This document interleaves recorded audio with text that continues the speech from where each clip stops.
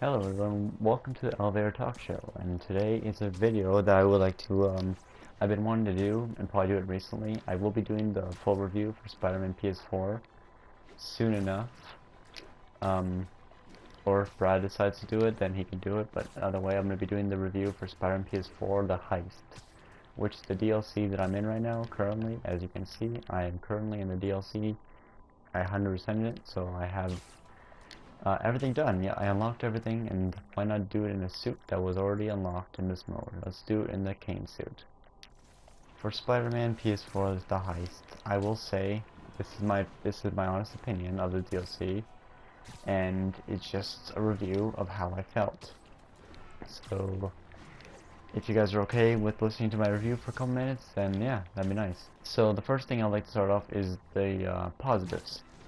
The positives of the DLC for me, the biggest positive I will say for the DLC is Black Cat. Felicia Hardy, the character in the DLC, is absolutely amazing. I absolutely loved her portrayal in this game. Is really fresh and is very like special. She brings this feeling, like this, just I don't know how to explain it. It's a feeling that in this game that makes it more intriguing. Like this is connected to the main story, and it obviously is, but oh, and also, by the way, this will have spoilers. Just a little heads up, spoilers. But honestly, she was amazing in this, and she was honestly the best part easily for me. And the chemistry between her and Peter, I think, is actually much more.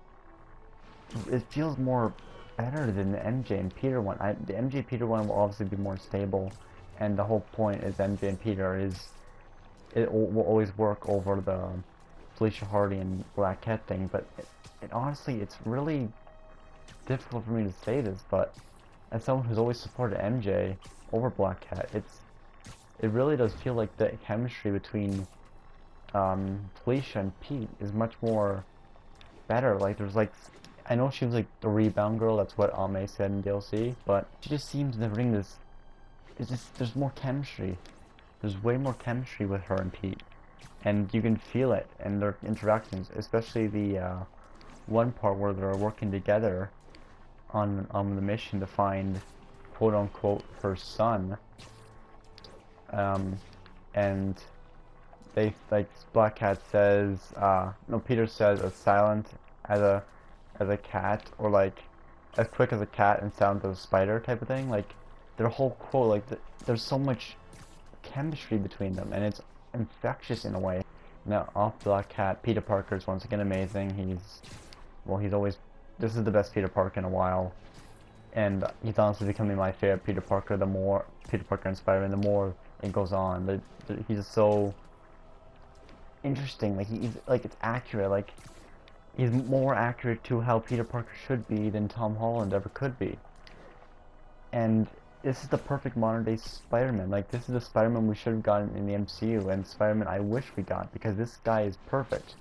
Yuri and John are just perfect. Yuri the voice actor and John the actual actor. So both are a perfect combination for how Peter Parker should be portrayed. It's absolutely amazing.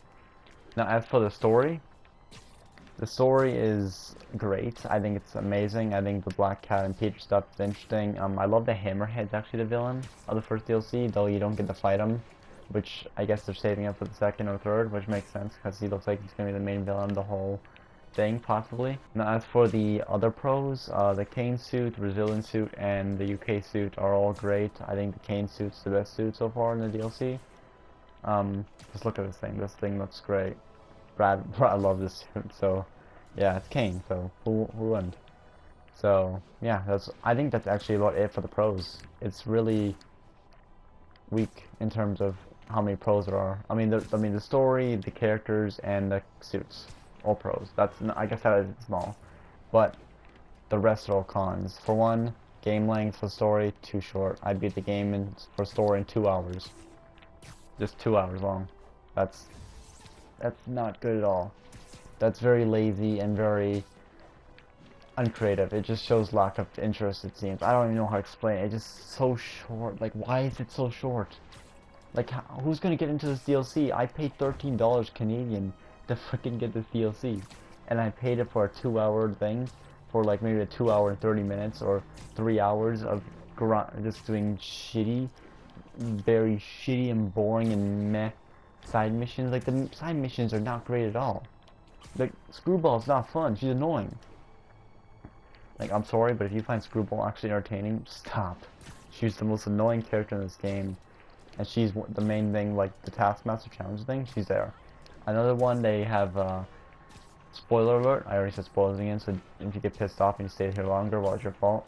Felicia Hardy's dad sends you on a secret mission to send you on finding his art things that he stole back then, and tricks you. When I first originally thought of this, I thought originally it's gonna give it like a 7, but I will say that the Black Cat stuff, Black Cat's design, if you know what I mean, also helps out. Spider-Man great, the story's great, the characters are great, and the suits are great. I will give the Heist Spider-Man PS4 DLC a 7.5 out of 10. So I hope you enjoyed this video. There will be more reviews and videos like this eventually. I just wanted to get the Heist DLC out of I just want to get the Heist DLC review out of it quickly, just to let you know my thoughts, because it's really fresh and still new, and many people probably would like to know my thoughts on it. Possibly, I don't know. I posted on Instagram how I felt about it. Yeah, so a 7.5 out of 10. I mean, it could be better, it could be worse. It's a good DLC.